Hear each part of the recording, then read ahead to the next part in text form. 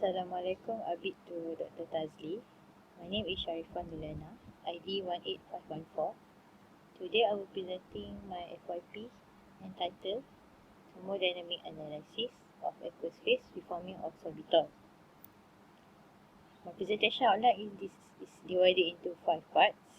First is introduction, second is literature review, third is methodology, fourth is conclusion, and fifth is references. Background of the project.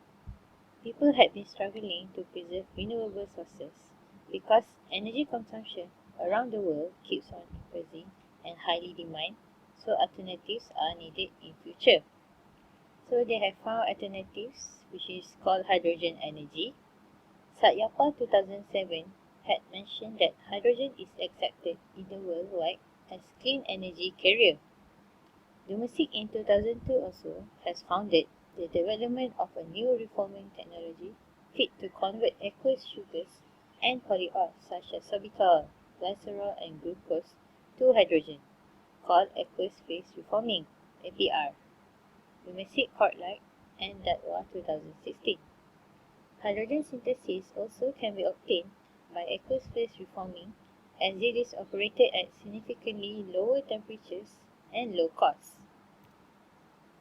So, sorbitol is selected to be used for this project as it is easy to obtain and the research on this polyol is very rare, especially on sorbitol.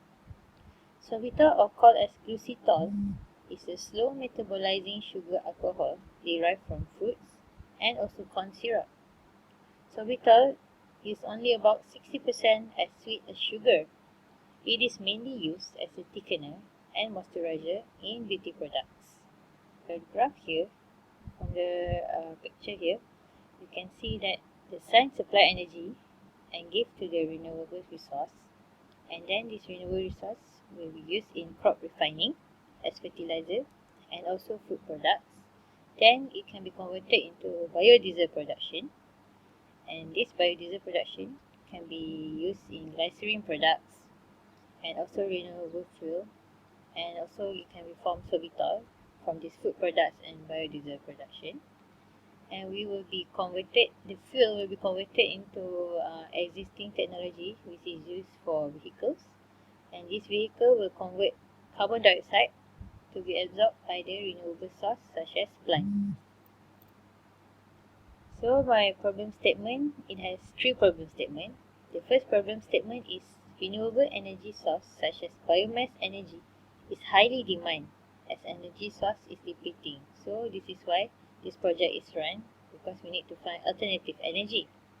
Global warming, emissions and pollutions happen vigorously and can be decreased using environmental friendly method and source instead of using petroleum based products. And the third problem statement is to evaluate the effectiveness of polyol in producing hydrogen for biomass source. Here are some research questions that can be answered. So the potential impact of the research, it is the cost of producing hydrogen consists largely of investment costs, as the technology required to produce this hydrogen is quite costly in overseas. And what is the benefit of answering the research question? Because it can reduce carbon emission and could prevent global warming in future. Who and how will it help? Of course, it can help humans, animals and environment by reducing the emission and pollution with greener technologies using hydrogen. There are 2 objectives of my study. The first objective is to discover the best parameter of aqueous phase reforming process of producing hydrogen from sorbitol. And the second objective is to select the best package to achieve the highest amount of hydrogen gas to produce new energy. There are 3 main scopes of my project. The first scope is mainly focused on the thermodynamics of APR using Gibbs energy minimization method, because this method is normally preferred in reforming any analysis. The second scope is to evaluate and determine the best parameters such as temperature, pressure or molar mass for reforming of sorbitol and producing hydrogen. The third scope is to analyze the final results after running several high-C simulations and compare with the experiment data obtained from the research paper. For literature review, energy sources are very essential to our life and slowly emit pollutants.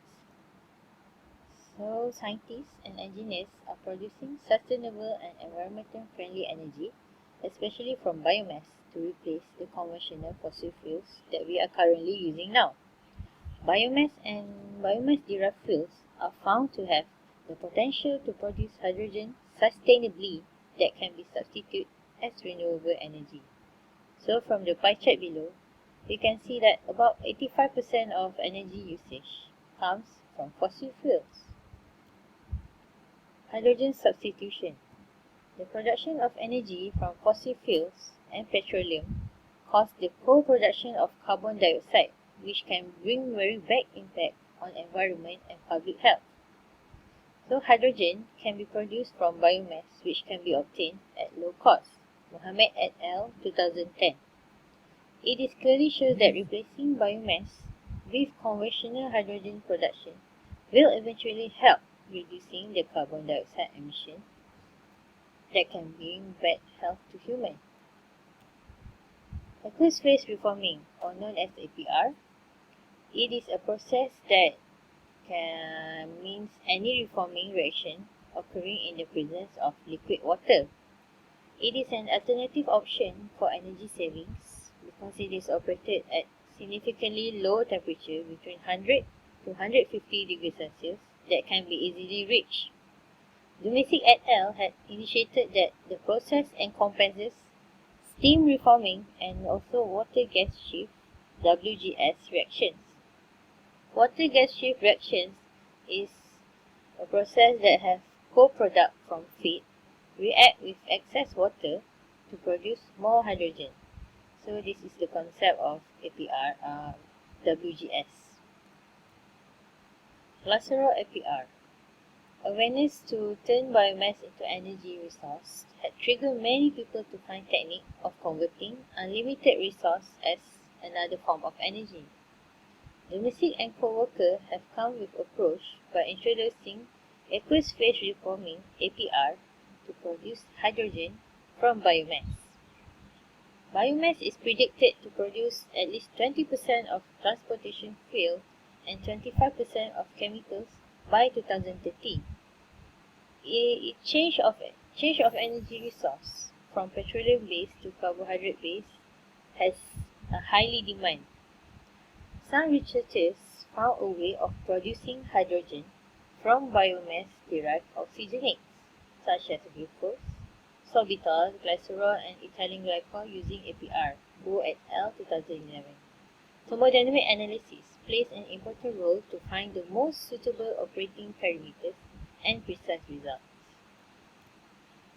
For the APR of sorbitol, Tangsel and co-worker 2009 had studied on the production of hydrogen by APR method from sorbitol. The reaction is carried out with 10 weight % of sorbitol with addition of some catalysts such as nickel platinum and also zirconium oxide and mixed with other oxides. The selectivity of hydrogen is highest when using nickel platinum catalysts. So different catalysts are used in this study to determine the relationship between all the catalysts with hydrogen selectivity. Tangsel et al. 2009 had also reported that addition of noble metals such as nickel actually can increase the rate of hydrogen production by 3 to 5 times in the reaction. So this is the main reaction that I will be used for the high Cs. From sorbitol, we dilute it with water and it will become carbon monoxide and hydrogen. So the main point here is to maximize the hydrogen production. Thermodynamic analysis of glycerol. Atuyanun et al. 2010 has also carried out thermodynamic study of hydrogen production from crude autothermal reforming for fuel application. Atuyanun and co-worker investigate the thermodynamics of APR using advanced modeling software called HISYS. HICs can actually help to generate and calculate any input formula and reactions faster and much more accurate compared to manual ways. And some ranges of parameters are used to understand the effect of each parameter to the thermodynamics of APR. So this table includes the parameters that have been used by Altayanan. So the temperature is around 600 to 1200 Kelvin. The pressure is only 1 atm. And the steam to crude glycerol ratio is 1 to 9. And the percentage is from 40 to 100%. Sorry about the typo. It is reported that Altayanan et al. Yield of hydrogen increase if the amount of glycerol content in the crude glycerol is higher. The molar flow rate of hydrogen also increases with increased steam rate. Increased amount of oxygen favor the oxidation reaction and significantly reduce the reforming of carbon monoxide. Methodology used, flowchart of the project, software that I will be using, and the Gantt chart. For the flowchart, first I have to read the case study, set the objectives and scope, and find the problem statement.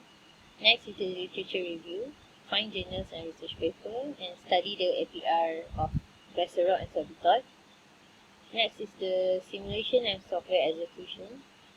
Selected the proper software such as HICs, use proper equation and formula, and run simulation with different parameters. Data analysis, do case study to know the relationship of each variable, and find the optimum parameters and conditions for APR of sorbitol that can produce the most hydrogen. In conclusion, I will conclude important variables or parameters and decide the best value of parameters.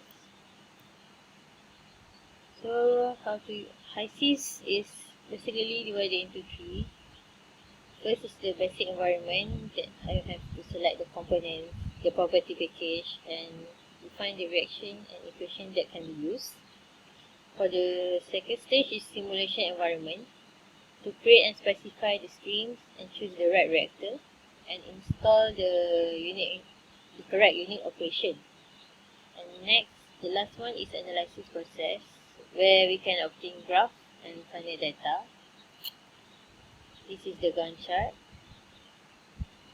The expected conclusion here that I can find is production of hydrogen change with respect to pressure, temperature, and concentration is strongly related to Le Chatelier principle. The principle indicates the equilibrium state in a reaction will change to counteract or reverse the act of parameters change. Increased temperature causes the mole fraction of hydrogen to increase gradually. The yield of hydrogen drops as soon as the pressure increases. These are the main references I have been using. Thank you.